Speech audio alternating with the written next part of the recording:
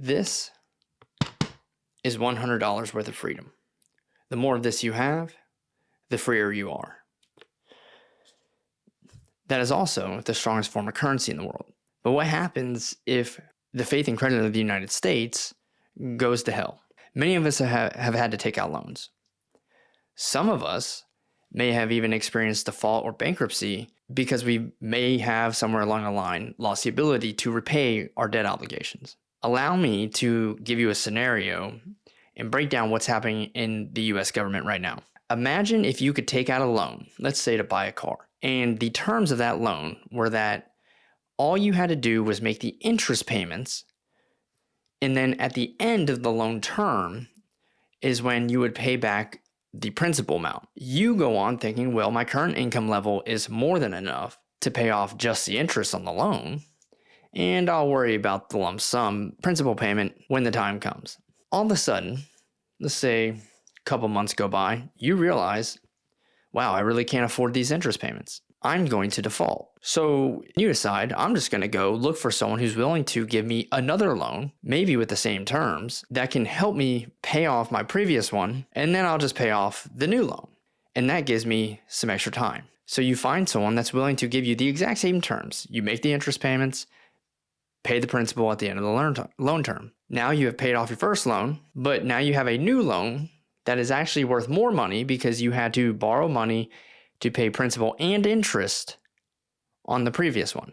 Obviously, you couldn't make the interest payments on the previous loan, the smaller loan, and now you're stuck with a much larger one. So you repeat the cycle. I'm going to, let's say, go find someone else who is going to lend me money so I can pay off the second loan. And you just keep repeating that cycle. Then, let's say your significant other comes to you and says, hey, why don't I get a job? Or, hey, you're busy at work trying to pay off these loans. We need another car so I can take the kids to practice. Or, again, maybe go to work, bring in some extra income. So you go and buy another car and get another loan for that car. Same terms, paying interest only, principal balance will be paid off at the end of the loan term. Now you have two loans.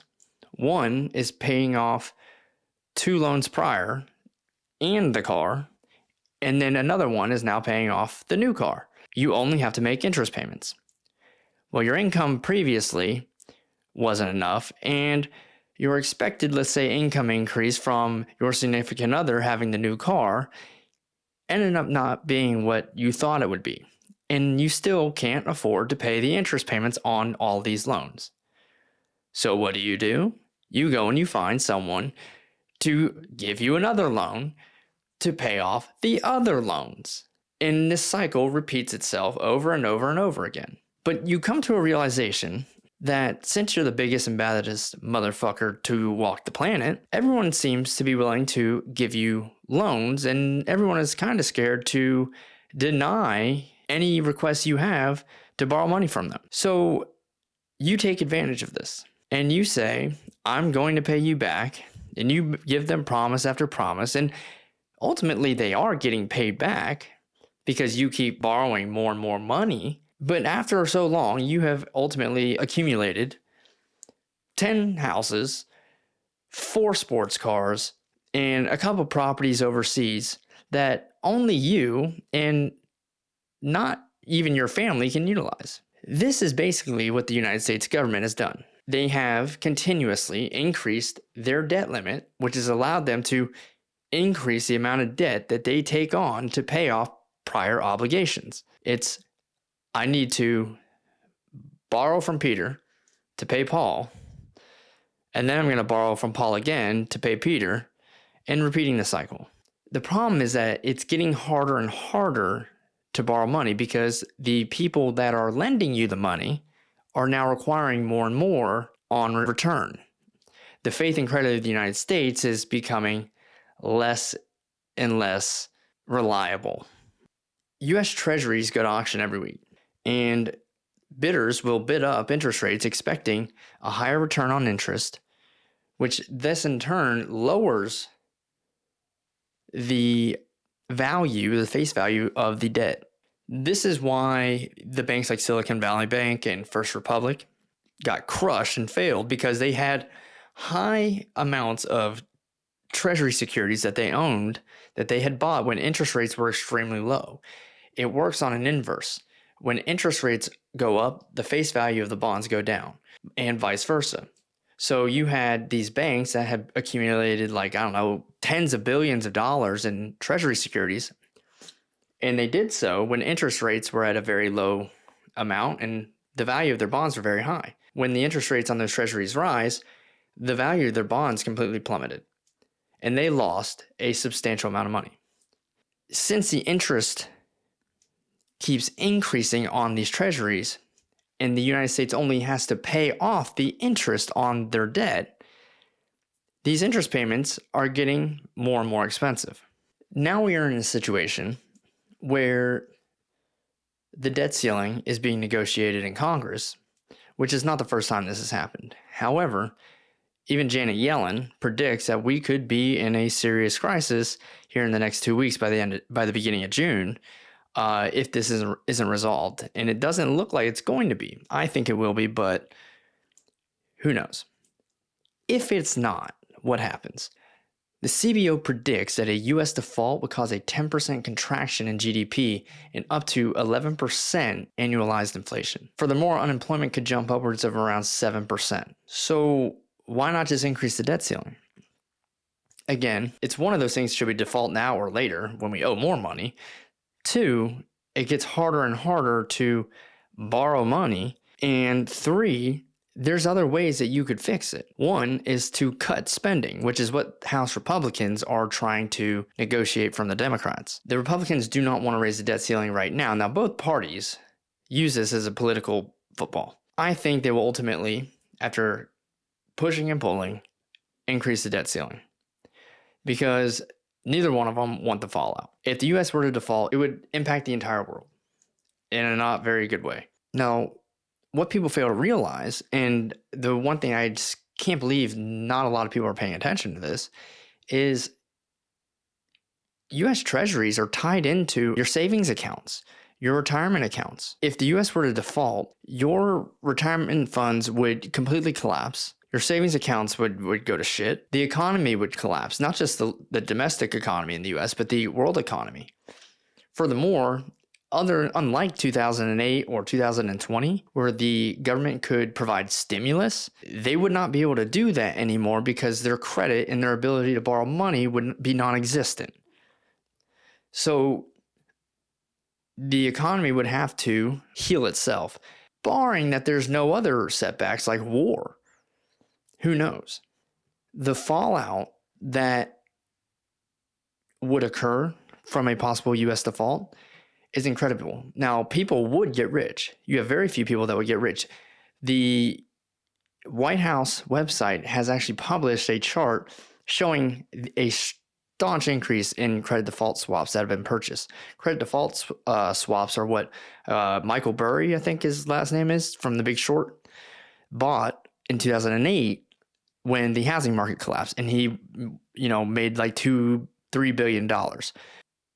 Now, the number on the 11% annualized inflation, I'm not really sure if that's accurate. I think it would be actually far, far higher. And a lot of the reason you would see that is because the demand for the US dollar after that would be virtually non-existent unless you're in the United States. So all of that currency that's held in foreign countries would flood back into the US. It'd be worse than if the US were to lose to the yuan, the petrodollar, which is another threat that we are facing right now as well. If you think that Bitcoin would be safe, I would think again. I think Bitcoin would also collapse. People think otherwise, but what have most people bought Bitcoin with? The dollar. I think Bitcoin would also collapse as well because people would be selling off to get money out of it because you're going to need money to possibly pay for your unemployment. A lot of people are tied to U.S. treasuries, whether you think you are or not. As far as who owns our debt, the majority of the U.S. debt is held by its own citizens. Then I believe Japan is the next highest owner of U.S. debt, and then China's in third. but the vast majority of it is held domestically. Furthermore, what are other options to fix it? I was reading an article on The Economist today. The one that seemed feasible that may happen, but again would have to be approved by the Supreme Court, is in the 14th Amendment. It says that U.S. debt shall not be questioned. Therefore, basically, Biden would try to sign an executive order stating that the debt limit is unconstitutional. And if that were to happen, they could just raise as much money as they want and pay off whatever debt obligation they have. There are serious problems with that. The most feasible way to deal with this is, whether we default or not, just stop spending so much money. A lot of the problem is the Biden administration has put in policy that they said would increase taxes like on the wealthy, but they've actually collected far less tax revenue than predicted. Therefore, it's catching up with them. What you ultimately run into is they're going to have to tax us more. Inflation also is one of those tools that the US government can actually use against its citizens to kind of falsely bump up GDP and tax revenue, because when the government looks at US debt, it doesn't look at the total amount. It doesn't say we're $30 trillion in debt. It says, what is our debt to GDP? And if GDP outpaces debt, then they look at it as, well, our debt obligation has actually fallen. Inflation kind of fuels that GDP growth. And so as long as inflation is at a rate where it's not crushing the economy like it has been, the economy has still been growing. GDP has still been growing, even though inflation's been at 9-10%. As long as people are struggling but not completely going under, the government has no incentive to reduce inflation.